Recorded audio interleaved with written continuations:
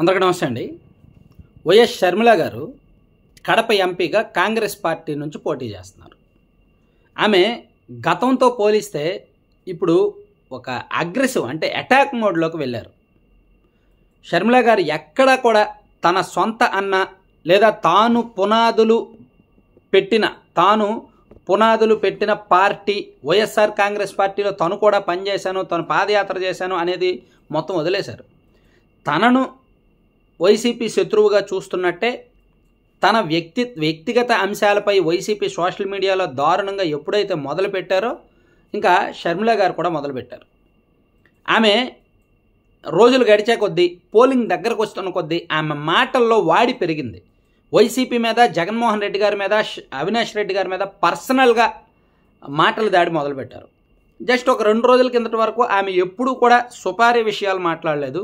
YS Viveka గారి case గురించి మాట్లాడారు, కానీ ఆ కేసులో సుపారీ గురించి కానీ, లేదా డైరెక్ట్గా అవినాష్ రెడ్డి గారి పేరు ప్రస్తావన కానీ, లేదా జగన్మోహన్ రెడ్డి గారి పేరు ప్రస్తావన కానీ, లేదా ఇంట్లో వాళ్ళ పేరు ప్రస్తావన కానీ లేదు. కానీ మొన్నటి నుంచి షర్మిల గారు గేరు మార్చారు. ఒక రకంగా జగన్మోహన్ రెడ్డి గారి గురించి చెప్పారు. జగన్మోహన్ రెడ్డి గారి రిమోట్ ఇంట్లో ఉంటుంది అని, అలాగే అవినాష్ రెడ్డి గారే దీనిలో కీలకం, సిబిఐ నిర్ధారించింది, 40 కోట్ల సుపారీ జరిగింది, అవినాష్ రెడ్డి ఆ రోజు వాళ్ళ ఇంట్లో ఉన్నారు, ఇవన్నీ కూడా జరిగింది. అంటే షర్మిల ఒక రకంగా కోర్టు ఆదేశించింది వైఎస్ వివేకానంద రెడ్డి గారి హత్య గురించి మాట్లాడద్దు అని. అయినా సరే షర్మిల గారు ఆగట్లా. ఎందుకంటే తను ఎంపీగా పోటీ ఎందుకు చేశారు అనే కారణం చెప్తూ, వివేకానంద రెడ్డి గారి కేసు చుట్టూనే ఎంపీ స్థానం ఎన్నిక జరుగుతోంది, సో చంపిన వాళ్ళకు ఓట్లేస్తారా, మాకు ఓట్లేస్తారా మీ ఇష్టం, అన్యాయం చేసిన వాళ్ళకు ఓట్లేస్తారా, న్యాయం వైపు ఉన్న వాళ్ళకు ఓట్లేస్తారా మీ ఇష్టం అనే ఒక సెంటిమెంట్తో వెళ్తున్నారు. సో అందుకు ఒక రకంగా వైసీపీ మొత్తాన్ని ఆమె ఇరుకుని పెడుతున్నారు. ఆమె పార్లమెంటు స్థానం కోసమో, కడప ఎంపీగా గెలవడం కోసమో ఆమె మాట్లాడట్లా. రాష్ట్రం మొత్తం వైసీపీని ఆమె ఇరుకుని పెడుతున్నారు. ఆమె మాట్లాడుతున్న మాటలకు ఒక రకంగా వైసీపీ దగ్గర సమాధానం కూడా లేదు. పైగా ఆమె వైఎస్ఆర్ కాంగ్రెస్ పార్టీ నవరత్నాలు అనేసరికి ఆమె 9 పాయింట్లతో జగన్మోహన్ రెడ్డి గారికి లేఖ రాశారు. నిజంగా నేను చెప్తున్నాను కదా, పర్సనల్గా నా ఒపీనియన్ చెప్తున్నా. షర్మిల గారు, జగన్మోహన్ రెడ్డి గారు ఇద్దరు ఒకే తల్లి కడుపున పుట్టిన బిడ్డలు, ఒకే పెంపకం పెరిగారు.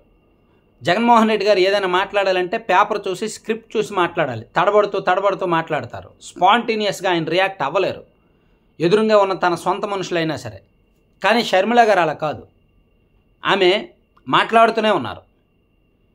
ఆమె తడబాటు లేదు, మొహమాటం లేదు, భయం లేదు, భీతి లేదు, భక్తి లేదు.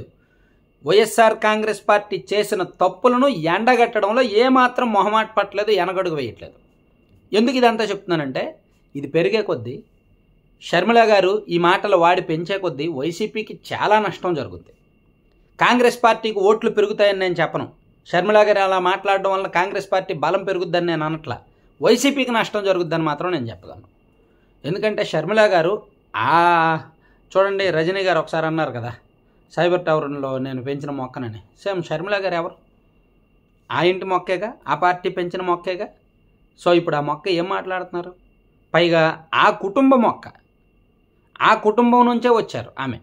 ఆమెకు మొత్తం తెలుసు. ఆ కుటుంబంలో జరిగిన భాగోతాలు, అంతర్గత వ్యవహారాలు, ఇంట్లో ఏం జరుగుద్దో మొత్తం తెలుసు. ఆమెను ఇంకా దుర్భాషలాడే కొద్దీ, ఆమెను ఇంకా టార్గెట్ చేసే కొద్దీ ఆమె ఇంకా రెచ్చిపోతారు. సో నెక్స్ట్ 1 వీక్ షర్మిల గారి విషయంలో వైసీపీ భయంతో ఉంటే చాలు. భయపడాలి, ఆమె అంటే భయపడాల్సిందే. లేదు భయపడము, మేము షర్మిల గారిని టార్గెట్ చేస్తామంటే షర్మిల గారు 1కి 2 ఇచ్చేస్తారు. అప్పుడు వైసీపీకి ఇంకా కష్టం అనమాట.